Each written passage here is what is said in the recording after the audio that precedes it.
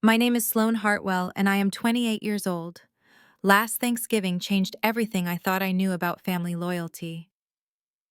Standing on my childhood doorstep, holding homemade cranberry sauce and wearing my best dress, I watched my parents block the entrance to what I believed was my sanctuary. Their words still echo in my mind. "You are not invited anymore." What I discovered that day about the family I trusted with my life would shatter every assumption I held about blood being thicker than water, leading to the most calculated revenge I have ever orchestrated. Before we dive into this family drama that will leave you questioning everything about trust and betrayal, I want to know where you are watching from today. Drop your location in the comments below, smash that like button if you have ever felt betrayed by family, and hit subscribe because this story has more twists than a soap opera. Trust me, you will want to hear how this revenge story unfolds and how karma finally caught up with everyone who wronged me. Now let me take you back to that devastating Thanksgiving morning. The crisp November air bit at my cheeks as I stood frozen on the familiar brick pathway leading to my childhood home. Mom stood in the doorway wearing her signature apron covered in autumn leaves, but her usual warm smile was replaced by something cold and calculating. Dad appeared beside her, his face stern and uncomfortable, avoiding my confused gaze entirely. "What do you mean I am not invited?" I stammered, my voice barely above a whisper. The ceramic dish in my hand suddenly felt impossibly heavy. "Mom, it is me, Sloane, your daughter." "We know exactly who you are," she replied sharply, crossing her arms over her chest. "And we know what you have been up to. The lying, the scheming, the way you have been poisoning this family against each other." My mind raced frantically, trying to process her accusations. Poisoning the family. I had always been the peacekeeper, the one who mediated arguments between my younger brother Marcus and our parents, the one who organized family gatherings and remembered everyone's birthdays. "I have no idea what you are talking about," I said, my voice growing stronger despite the tremor in my hands. "Can we please discuss this inside like adults?" Dad finally spoke, his voice heavy with disappointment. "Sloane, we found the emails. We know about the money you have been taking from your grandmother's account. We know about the lies you told Marcus about his inheritance." The world tilted sideways. Grandmother's account. Marcus's inheritance. None of this made any sense. My grandmother had passed away 6 months earlier, leaving her modest estate to be divided equally among her 3 grandchildren, myself, Marcus, and our cousin Riley. The lawyer had handled everything through proper legal channels. "Dad, I have never touched any money that was not rightfully mine," I protested, stepping closer to the door. "There must be some misunderstanding." "The bank statements do not lie," Mom interjected coldly. "Neither do the forged documents we found. You thought you were so clever, manipulating everyone while playing the innocent victim." My stomach dropped as realization began to dawn. Someone had been setting me up, and they had done it thoroughly. But who would go to such lengths to destroy my relationship with my family? "Where is Marcus?" I asked suddenly. "Is he here? Can I talk to him?" Mom and Dad exchanged a meaningful glance that sent chills down my spine. "Marcus is inside with Riley and her parents," Dad said slowly. "They are the only family we need here today." Riley. My cousin, who had always harbored subtle resentment toward me for being the firstborn grandchild, the one who received slightly more attention during family gatherings. Riley, who worked as an accountant and would have had the knowledge and access needed to forge financial documents. "I want to see the evidence," I demanded, my fear transforming into determination.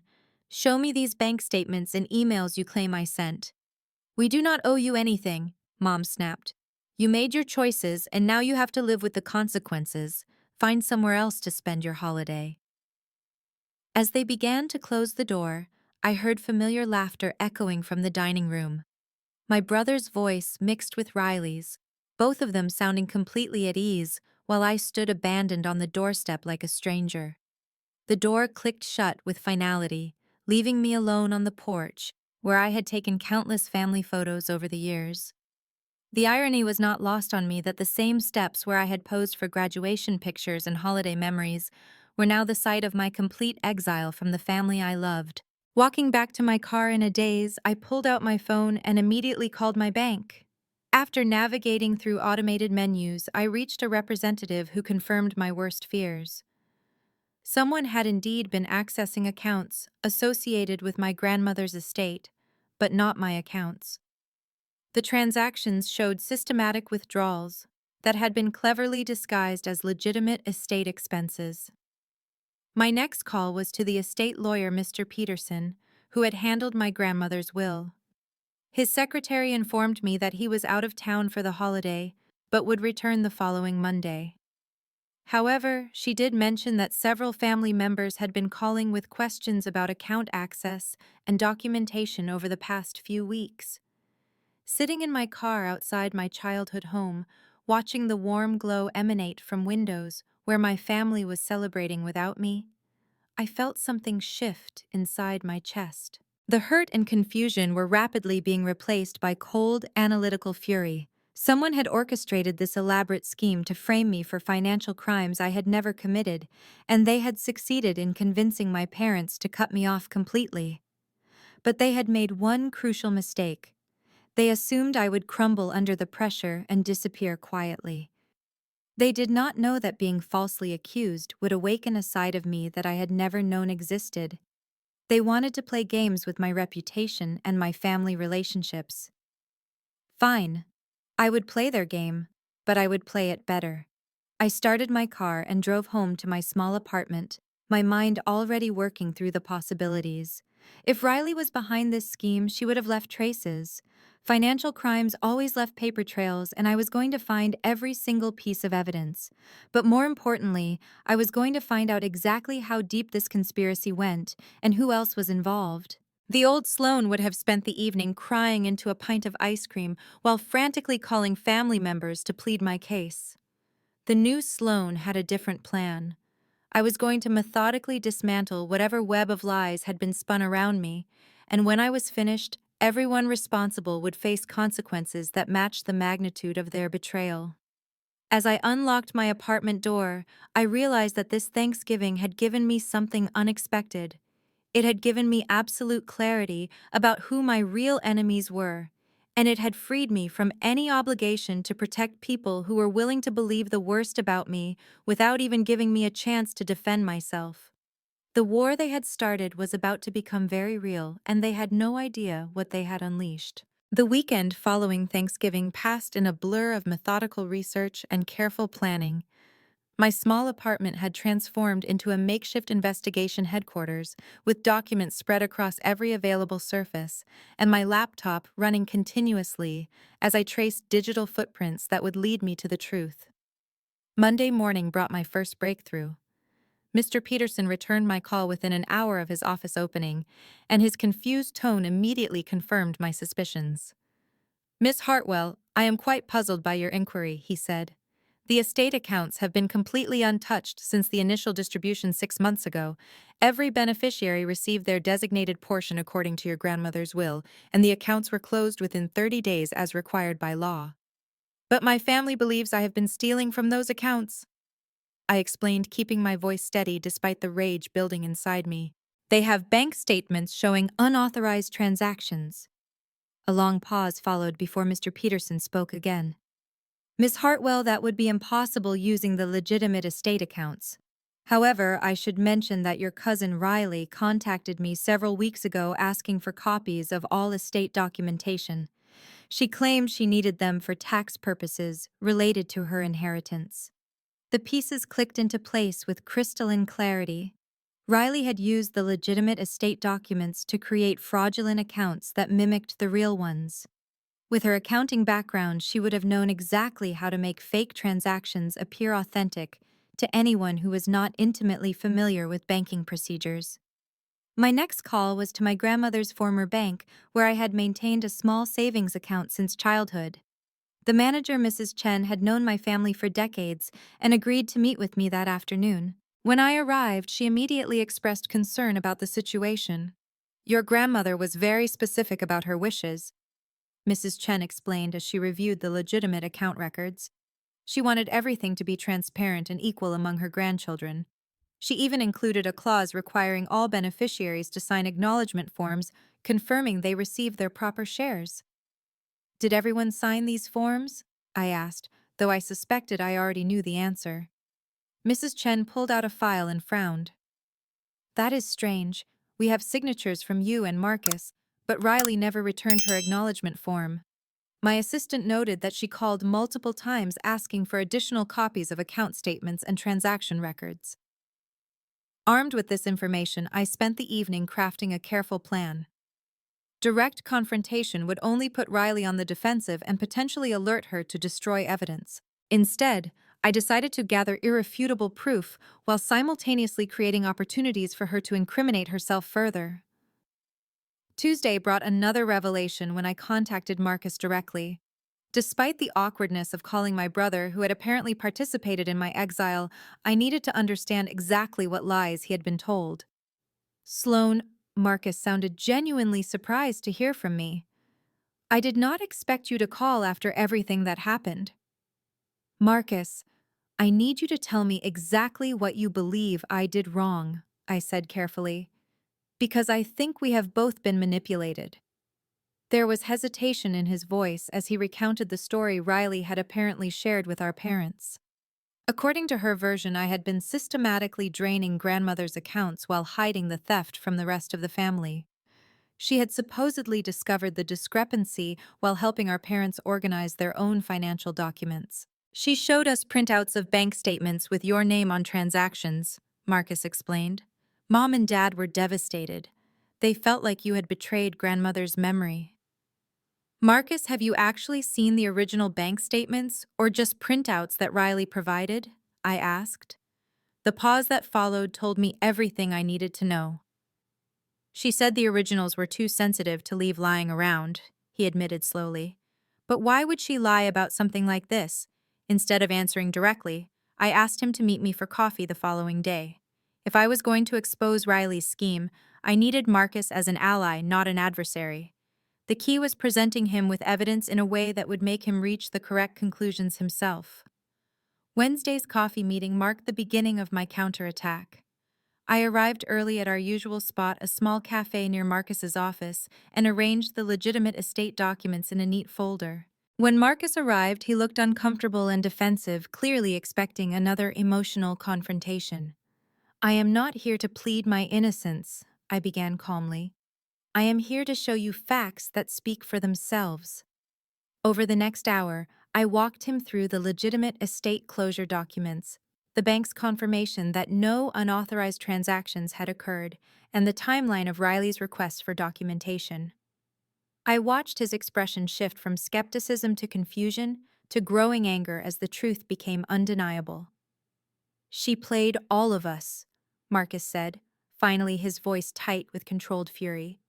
She used our grief over grandmother's death to manipulate the entire family.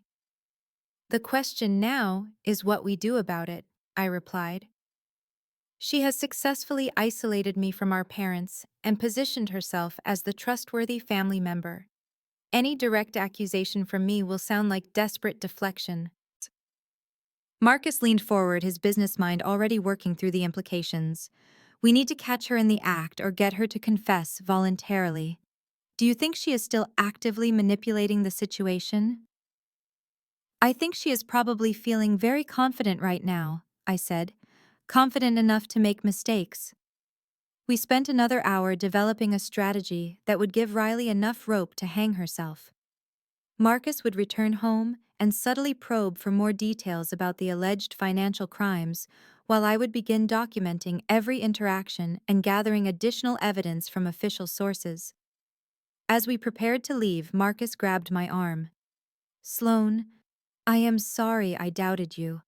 I should have asked more questions before letting them exclude you from Thanksgiving.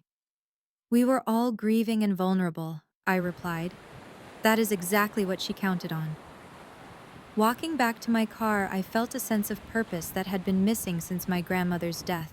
Riley had underestimated two crucial factors: my determination to clear my name and Marcus's intelligence once he was presented with actual facts. She had won the first battle by turning my parents against me, but she had no idea that the war was just beginning. The old family dynamics that had protected her schemes were about to shift dramatically, and this time I would be the one controlling the narrative. The following 2 weeks became a masterclass in patience and strategic thinking. Every day brought new revelations about the depth of Riley's manipulation, and with each discovery, my resolve to expose her grew stronger. But I also learned something equally important.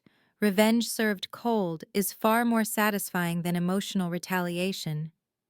Marcus proved to be an invaluable ally, using his position as the supposedly neutral family member to gather intelligence without arousing suspicion. During family dinners and casual conversations, he skillfully extracted details about Riley's version of events, and the inconsistencies in her story began to pile up like evidence in a criminal case. She told Mom and Dad that you had been acting secretive about money for months before Grandmother died, Marcus reported during one of our clandestine meetings. But when I asked for specific examples, she could only give vague descriptions about you being evasive during phone calls. Which is interesting, I replied, because I have phone records showing that I called Grandmother every Tuesday and Friday evening, like clockwork, for the last year of her life. If I was planning to steal from her, why would I maintain such regular documented contact? Marcus nodded grimly. I also asked Riley to show me the original bank documents again, and she claimed they were locked in a safety deposit box for protection. When I suggested we all go to the bank together to review them properly, she said it would be too traumatic for Mom and Dad. Each piece of information Marcus gathered helped us understand how meticulously Riley had crafted her deception. She had exploited our parents' trust in her accounting expertise, their emotional vulnerability following my grandmother's death, and their tendency to avoid confronting financial matters directly. But her greatest weapon had been the assumption that family members would never verify each other's claims. My own investigation was yielding equally damning results. I had contacted every financial institution where my grandmother had maintained accounts, and each one confirmed that no unauthorized activity had occurred. More importantly, I discovered that Riley had attempted to open new accounts using variations of my grandmother's information claims that had been flagged and rejected by the bank's fraud prevention systems. Miss Hartwell, explained Detective Sandra Morrison, when I finally decided to involve law enforcement, what you are describing sounds like a textbook case of identity theft and fraud. The fact that family relationships are involved makes it more complex emotionally, but legally, these are serious crimes. Detective Morrison was a sharp woman in her 40s who specialized in financial crimes. She listened carefully as I presented my evidence and explained the family dynamics that had allowed Riley's scheme to succeed initially. The challenge we face, she continued, is that your cousin has been very careful to avoid directly profiting from her actions so far. Creating fake documents to manipulate family relationships is not necessarily illegal unless she uses them to actually steal money or commit fraud. But she forged bank statements and impersonated financial institutions, I protested. True, but proving intent to commit fraud requires showing that she planned to benefit financially, not just emotionally or socially. However, if she has opened unauthorized accounts or is planning to access any actual funds, that changes everything. Detective Morrison agreed to open a preliminary investigation which would create an official record of my complaints and allow law enforcement to monitor any future suspicious activity. More importantly, it gave me legitimate grounds to request documentation that would be crucial for exposing Riley's lies. While building the legal case, I was also working on the family front through a strategy that Marcus had suggested. Instead of continuing to protest my innocence, we decided to let Riley believe she had won completely while quietly documenting her ongoing deceptions. Marcus began expressing concern to our parents about the family being permanently fractured by the financial scandal. He suggested that maybe it was time to move past the drama and focus on healing the family relationships. His apparent acceptance of Riley's version of events put her at ease and encouraged her to elaborate on her accusations with increased confidence. She is getting careless, Marcus reported after a family dinner where Riley had volunteered additional details about my supposed crimes.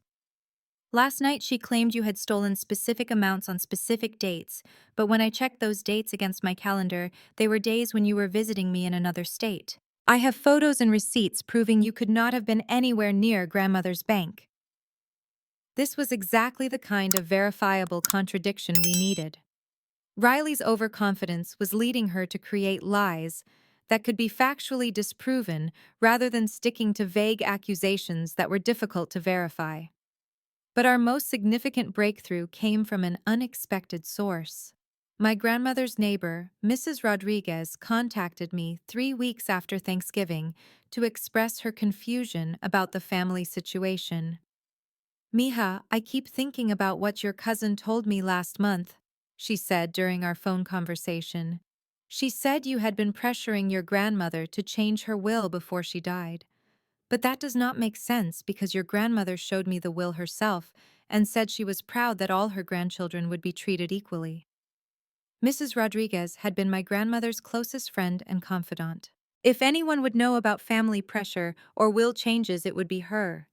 More importantly, she had documentation that contradicted another key element of Riley's story. Your grandmother kept copies of all her important papers in her kitchen drawer, Mrs. Rodriguez continued. When your cousin cleaned out the house, she specifically asked me if your grandmother had mentioned hiding any financial documents. I told her about the kitchen drawer, but later I realized that maybe she was looking for something to use against you. The pieces were falling into place with mathematical precision. Riley had not just forged documents, she had searched for real evidence that might contradict her fake narrative and removed it from my grandmother's house. This demonstrated premeditation and careful planning that went far beyond a simple family dispute. Armed with Mrs. Rodriguez's testimony, Detective Morrison's preliminary findings, and Marcus's growing collection of contradictory statements from Riley, I felt ready to move into the final phase of my plan. But I wanted to be strategic about the timing and the audience. We need to create a situation where Riley feels compelled to double down on her lies in front of witnesses. I explained to Marcus during our weekly strategy meeting. If we can get her to make specific, disprovable claims in front of Mom and Dad, they will have to confront the evidence. Marcus had been thinking along the same lines. What if we arranged a family meeting under the pretense of finally resolving this situation once and for all? I could tell everyone that I want to put this behind us and move forward as a family, but that we need to address the financial issues properly. That could work, I agreed, especially if we frame it as Marcus's idea rather than mine. Riley will want to attend to make sure her version of events remains the dominant narrative. We decided that the meeting would take place at my parents' house on neutral ground, where Riley would feel comfortable and confident. Marcus would present it as his attempt to heal the family by getting everyone to acknowledge what had happened and agree to move forward. What Riley would not know was that I would be attending with a folder full of evidence witness statements and official documentation that would systematically dismantle every lie she had told. She would finally face the same kind of public humiliation and family exile that she had engineered for me. But unlike her scheme, which had been based on deception and manipulation, my counterattack would be built on truth and evidence. When the dust settled, there would be no question about who the real villain had been in this family drama. The trap was set. Now I just had to wait for Riley to walk into it. The family meeting was scheduled for the second Sunday in December, exactly 3 weeks after my Thanksgiving exile. Marcus had masterfully presented it to our parents as his own initiative to heal the family wounds and establish clear boundaries going forward. Riley predictably had volunteered to attend and help facilitate the discussion. I arrived 30 minutes early and parked around the corner, giving Marcus time to ensure everyone else was present and settled before making my entrance. When I finally walked up that familiar brick pathway, my hands were steady and my mind was crystal clear. This time I carried a leather portfolio containing months of evidence rather than homemade cranberry sauce. The living room fell silent as I entered. Mom and Dad sat stiffly on the couch, their faces showing a mixture of surprise and discomfort. Riley occupied the armchair that had always been my grandmother's favorite spot, a detail that felt deliberately symbolic and infuriatingly presumptuous. "Thank you all for agreeing to this meeting." I began, my voice calm and professional. I know this situation has been painful for everyone, and I appreciate the opportunity to address it properly. Riley shifted uncomfortably, clearly not expecting me to sound so composed.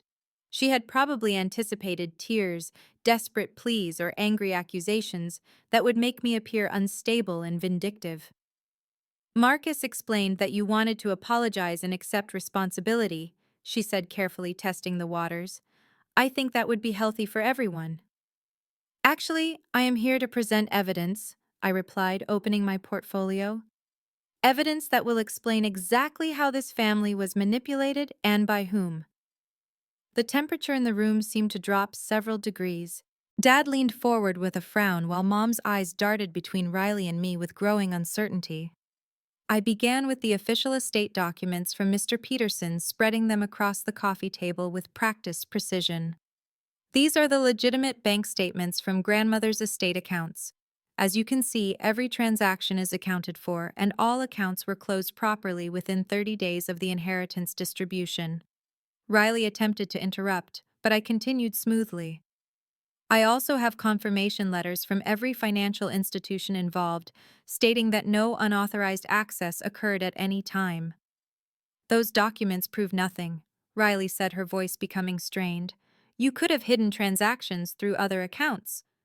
That is an interesting theory, I replied, producing the next set of documents. Unfortunately for that argument, I also have records showing that someone attempted to open fraudulent accounts using grandmother's information, accounts that were rejected by bank security systems and flagged for investigation. Mom gasped audibly while Dad's face grew pale. Riley's confident demeanor was cracking, replaced by something that looked suspiciously like panic. But you showed us bank statements with Sloane's name on transactions, Marcus interjected, playing his role perfectly. Are you saying those were not real? The trap was closing and Riley could sense it. Those statements came from a different source. Maybe there was some confusion about which accounts were involved. Let me clear up that confusion, I said, pulling out the next piece of evidence. These are sworn affidavits from Mrs. Rodriguez's grandmother's neighbor detailing conversations where you specifically asked about hidden financial documents. Documents that you later claimed to have discovered, proving my guilt. Riley's face flushed red as she realized the implications. Mrs. Rodriguez is elderly and confused. Her memory is not reliable. Perhaps, I conceded. But Detective Morrison's preliminary investigation findings are quite reliable. Detective Morrison specializes in financial fraud, and she has opened an official case file documenting the evidence of forged documents and identity theft attempts. The silence that followed was deafening. Dad stared at Riley with an expression of dawning comprehension, while Mom's hand flew to cover her mouth in shock. You called the police? Riley's voice had become shrill and desperate. I reported crimes that were committed against me and my family, I corrected. Crimes that Detective Morrison confirms constitute identity theft fraud and potentially conspiracy charges if multiple people were involved. Marcus delivered the final blow with surgical precision. Riley, you told me that Sloane stole money on October 15th and October 22nd, but I have photographs and receipts proving she was visiting me in Chicago both those weekends. How do you explain that discrepancy? Riley's carefully constructed facade crumbled completely. She looked frantically between my parents, searching for the support that had sustained her lies for months, but found only horrified expressions staring back at her. This is ridiculous, she stammered. You are all ganging up on me based on paperwork that could be faked. Why would I lie about something like this? That is an excellent question, I replied. Detective Morrison believes the motive was probably related to inheritance jealousy and a desire to position yourself as the favored grandchild after removing me from the family picture. Dad finally spoke, his voice heavy with disappointment and anger. Riley, did you forge those bank statements you showed us? The question hung in the air like a sword. Riley opened her mouth several times, but no sound emerged. Her silence was more damning than any confession could have been. I trusted you, Mom whispered, tears beginning to flow down her cheeks. We all trusted you. How could you destroy our family like this? I did not destroy anything. Riley exploded, her composure finally shattering completely. Sloane always got more attention, more love, more everything. Grandmother talked about her constantly while barely mentioning the rest of us. Someone needed to show you all who she really was. The admission hung in the air like toxic smoke. Riley had just confessed to fabricating evidence and manipulating our family's emotions out of pure jealousy and resentment. There was no longer any possibility of denial or deflection. "So you decided to frame me for crimes I never committed," I said quietly. "You used our grief over grandmother's death to tear apart our family and exile me from the people I love most in the world. You do not understand what it was like," Riley continued, too far gone to stop herself. "Always being compared to perfect Sloane. Always being told to be more like Sloane. I finally found a way to show everyone that you are not so perfect after all." Marcus looked at her with undisguised disgust. "By lying and forging documents and manipulating our parents, that was your solution." The meeting that Riley had expected to be my final humiliation had become her complete exposure and downfall. Every lie she had told was now revealed. Every manipulation was laid bare, and every family member she had deceived was staring at her with expressions of betrayal and revulsion. But I was not finished yet. Justice required more than just exposure. It required consequences that matched the magnitude of her crimes against our family. The immediate aftermath of Riley's confession was like watching a controlled demolition. Everything she had built over the past months crumbled with devastating efficiency, leaving nothing but rubble and regret in its wake. Mom was the first to break the stunned silence that followed Riley's admission. "Get out," she said quietly, her voice trembling with a mixture of heartbreak and rage. "Get out of my house right now." "Aunt Patricia, please let me explain," Riley began, but Dad cut her off with a sharp gesture. "There is nothing to explain," he said, standing up with the slow deliberation of someone trying to control their temper. "You lied to us. You forged documents. You destroyed our relationship with our daughter based on crimes you invented. I want you out of this house, and I never want to see you again." Riley looked around the room, desperately searching for any trace of sympathy or forgiveness, but found only cold rejection staring back at her. Marcus had turned away, entirely unable to even look at her, while I maintained steady eye contact that made her visibly uncomfortable. "This is not how families are supposed to treat each other," she protested weakly. "I made a mistake, but we can work through this." "A mistake?" Mom's voice rose to a near shriek. "You systematically destroyed our family for months because you were jealous. That is not a mistake, that is calculated cruelty." Riley gathered her purse with shaking hands, her face now streaked with tears that looked more like panic than genuine remorse. As she reached the front door, she turned back one final time. "You will all regret this," she said with a bitterness that revealed her true nature. "Sloane is not the angel you think she is." "Neither are you," I replied calmly. "But unlike you, I have never lied to the people I love." The door slammed behind her with a finality that seemed to echo through the entire house. For several minutes, nobody moved or spoke. The weight of what had just been revealed hung heavy in the air like smoke from an extinguished fire. Dad was the first to approach me, his eyes filled with tears and shame. "Sloane, I am so sorry. We should have asked more questions. We should have given you a chance to defend yourself. We failed you as parents," Mom added, her voice breaking. "We let our grief and confusion override our judgment, and we hurt you terribly because of it." The apologies I had dreamed of hearing for weeks felt strangely hollow now that they had arrived. The damage had been done, and while forgiveness was possible, trust would take time to rebuild. "I understand why you believed her," I said carefully. "She exploited our vulnerability and used your trust in her professional expertise against all of us. But going forward, I need to know that you will come to me directly with any concerns rather than accepting secondhand accusations." "Absolutely." Dad agreed immediately. "No more family decisions will be made based on incomplete information." Marcus had remained silent throughout this exchange, but I could see the wheels turning in his mind. "What happens now?" he asked finally. "Do we tell the extended family what really happened?" It was a question I had been considering for weeks. Riley's parents, my aunt and uncle, had been kept largely in the dark about the family drama, believing that I had simply been excluded from Thanksgiving due to some minor disagreement. They deserved to know the truth about their daughter's actions. We tell the truth, I decided. Not to humiliate Riley publicly, but because family members have a right to know when someone is willing to manipulate and deceive to get what they want. Over the next several hours, we made a series of difficult phone calls. Uncle Robert and Aunt Linda were devastated to learn about Riley's deception, expressing shock that their daughter was capable of such calculated manipulation. Their reaction confirmed that Riley's behavior was not part of a larger family pattern, but rather an individual choice to prioritize her jealousy over family unity.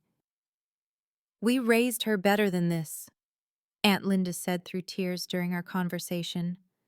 "We taught her that family comes first, and that honesty is the foundation of all relationships. I do not understand how she could have lost sight of those values."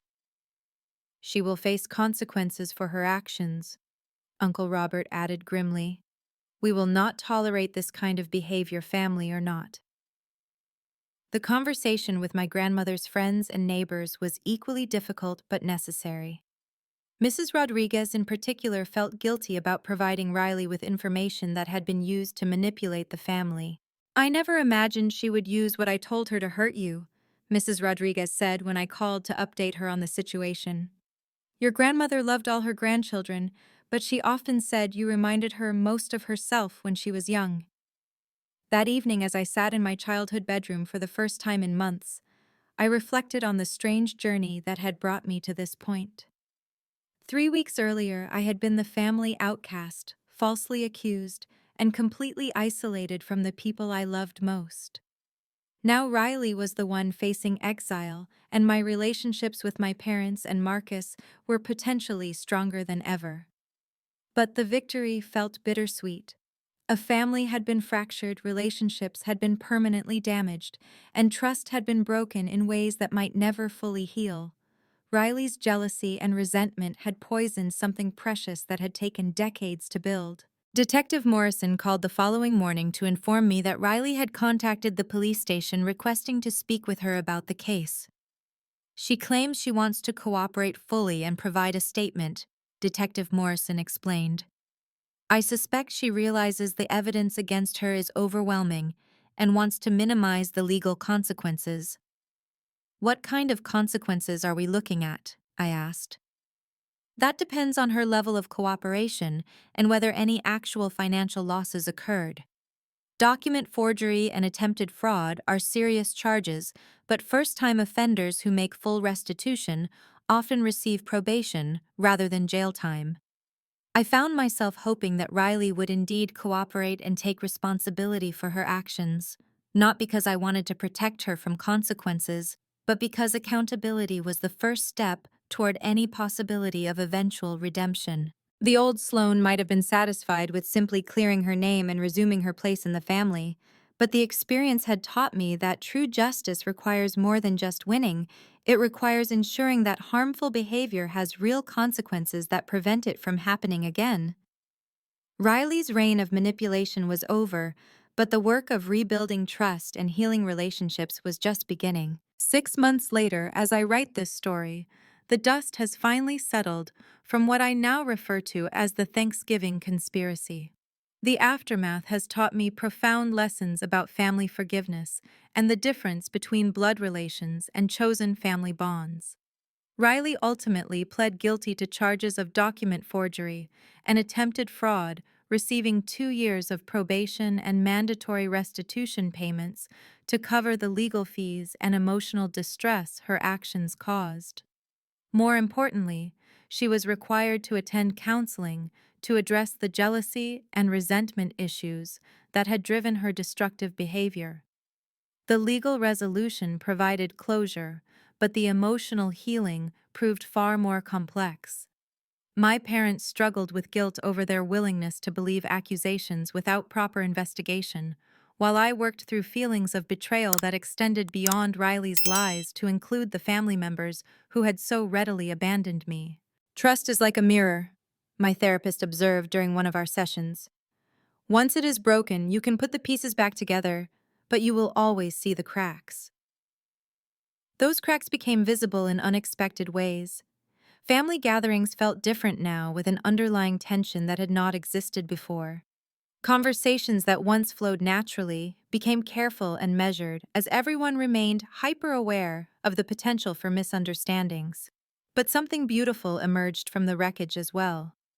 Marcus and I developed a relationship that was deeper and more authentic than anything we had shared before the crisis. Going through the investigation together, supporting each other through the family drama, and working as a team to expose the truth had forged a bond that felt unbreakable. You know what I realized, Marcus said during one of our weekly coffee meetings, which had continued long after the crisis ended. We spent so many years taking family loyalty for granted that we never really tested whether it was genuine. Riley's scheme forced us to prove our commitment to each other. The experience also led me to reevaluate other relationships in my life. Friends who had stood by me during my exile, offering support without demanding explanations, revealed themselves to be the kind of chosen family that is often more reliable than blood relations. Sarah, my college roommate who had let me spend Thanksgiving at her family's house when I had nowhere else to go, became someone I considered a sister in ways that transcended genetics. My relationship with my parents required the most careful reconstruction. While we eventually restored regular contact and holiday traditions, the dynamic had shifted permanently.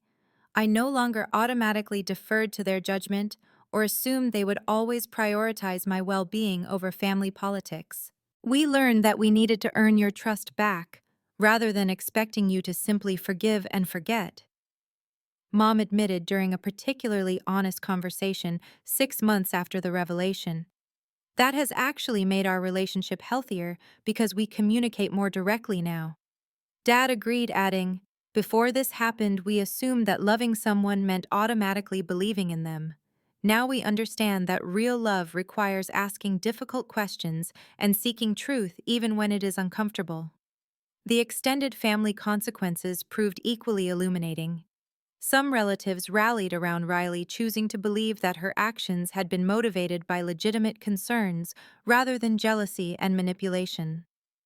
Others recognized the severity of what she had done and distanced themselves accordingly. These divisions revealed underlying family dynamics that had been present but hidden for years. Riley's scheme had not created family problems so much as exposed them, forcing everyone to choose between enabling destructive behavior and holding people accountable for their actions.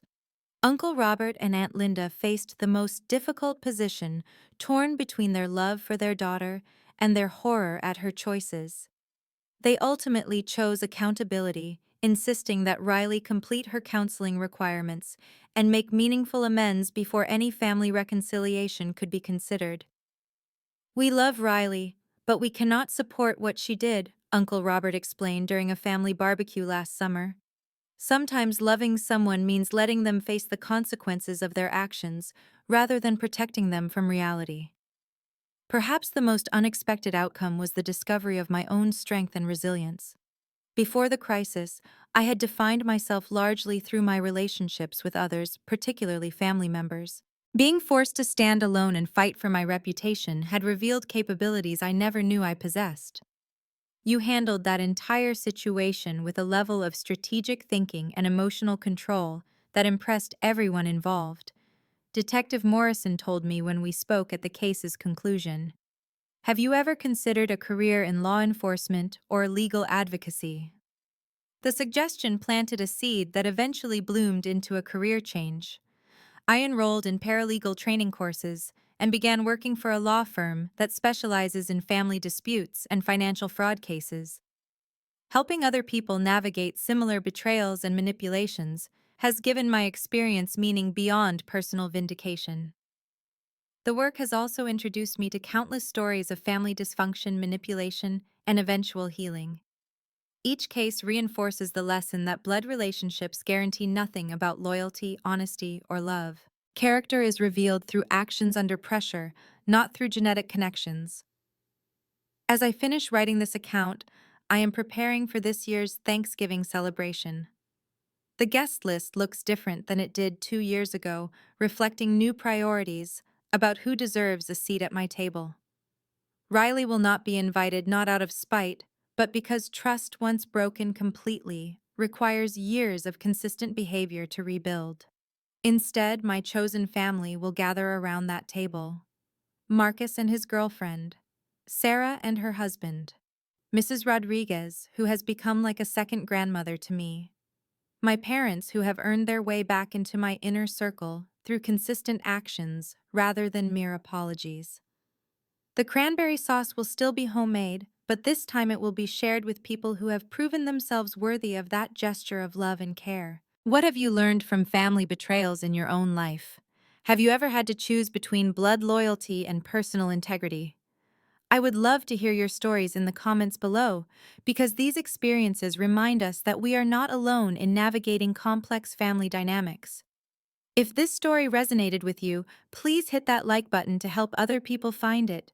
Subscribe for more real-life drama and family justice stories, because unfortunately, these situations are more common than any of us would like to believe. Share this video with anyone who might need to hear that standing up for yourself is always the right choice, even when it means standing alone temporarily. Thank you for listening to my story of family revenge and personal growth. Remember that sometimes the greatest gift toxic family members can give you is the motivation to build something better with people who truly value and respect you. The family you choose is often more loyal than the family you are born into, and that is a lesson worth learning at any cost.